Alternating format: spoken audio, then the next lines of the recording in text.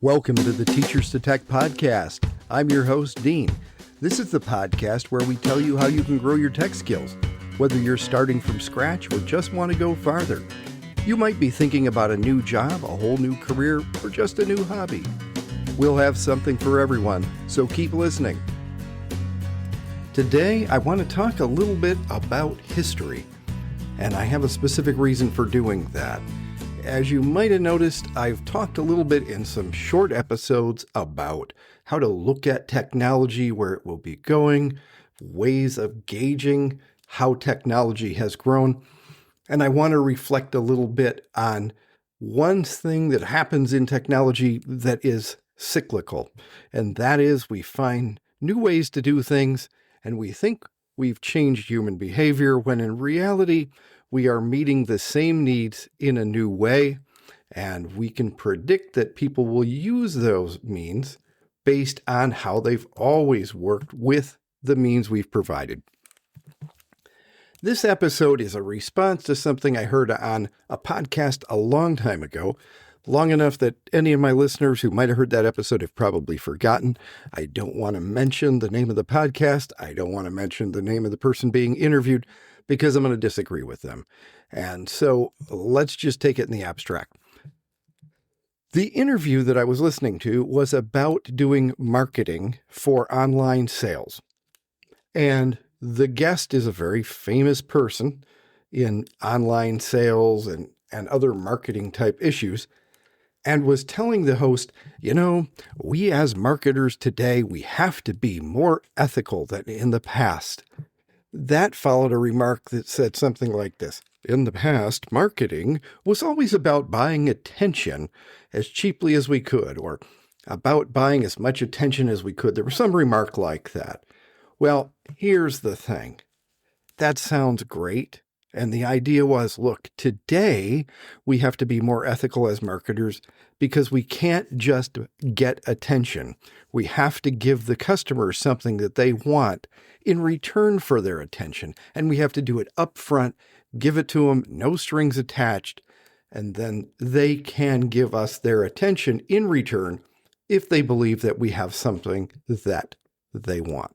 Now, that sounds great. If it really is a change, I applaud people becoming more ethical.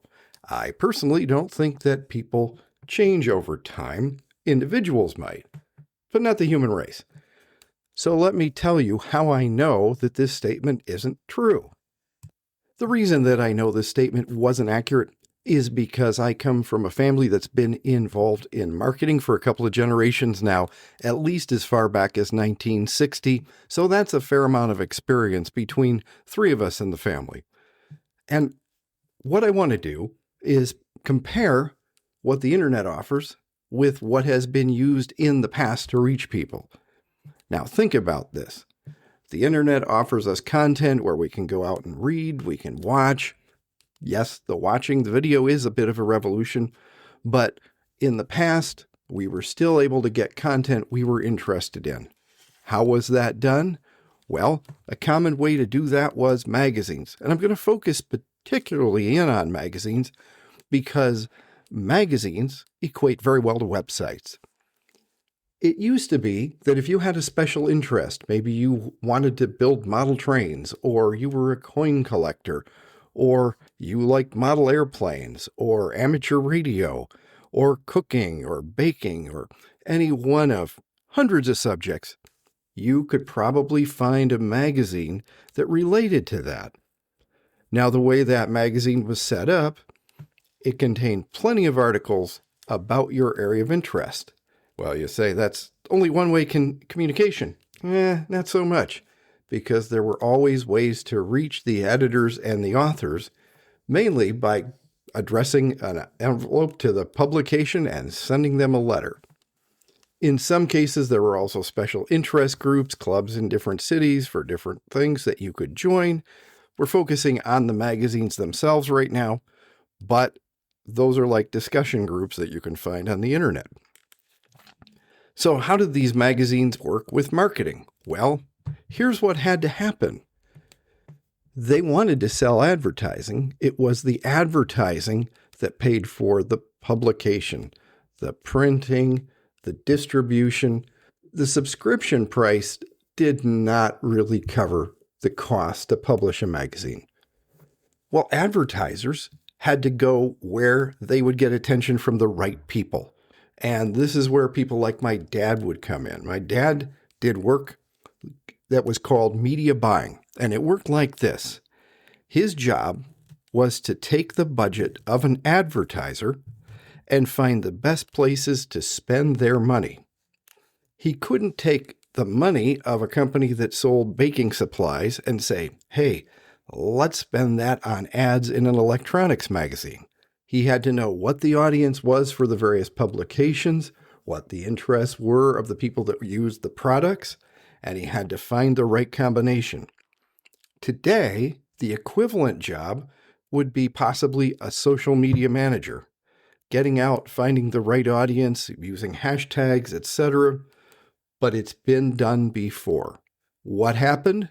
Well, to get higher advertising rates, to charge more to the advertisers, the magazines had to make sure they were serving the interests of the audience that they wanted to reach. And they had to do it in a very quality way.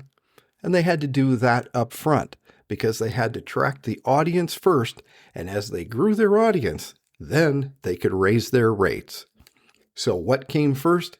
What came first was offering what the customer, what the reader wanted before trying to get the advertising, meaning trying to get the products sold to those readers.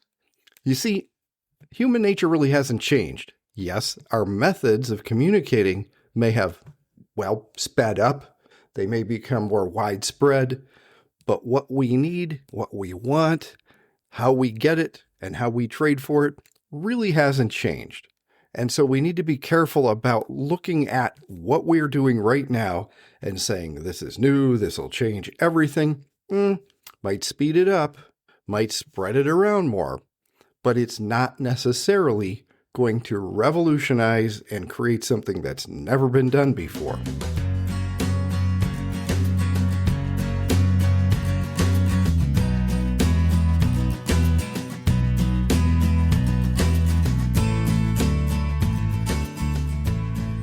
All right, in this segment, I want to talk to you about a couple of examples of things that have been repeated through history, and sometimes we think they are new.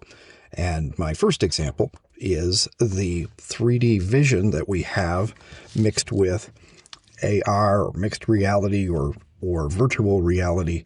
Now, I'm not specifically talking about the mixed reality aspect, but the 3D vision aspect of it. And we see this kind of thing with MetaQuest headsets these days. But before that, there was the ViewMaster, which is something I had when I was a kid. But what I didn't know is that the ViewMaster didn't come into being suddenly when I was a boy. It actually was premiered at the World's Fair in 1939. And before that, there was an item called a stereoscope or a stereopticon that would view cards that had two similar pictures but from different angles, and through an arrangement that was kind of like goggles, you would get a 3D image there. And sometimes you'd have a series of cards that would tell a story. Just like with the ViewMaster, you might have a series of images that you would see in 3D that would tell a story, or it would show you something like a set of scenes from a national park. Kind of educational, but they moved over into entertainment a little bit later. So these things have been done before. I'm not saying that what we have today is not an improvement.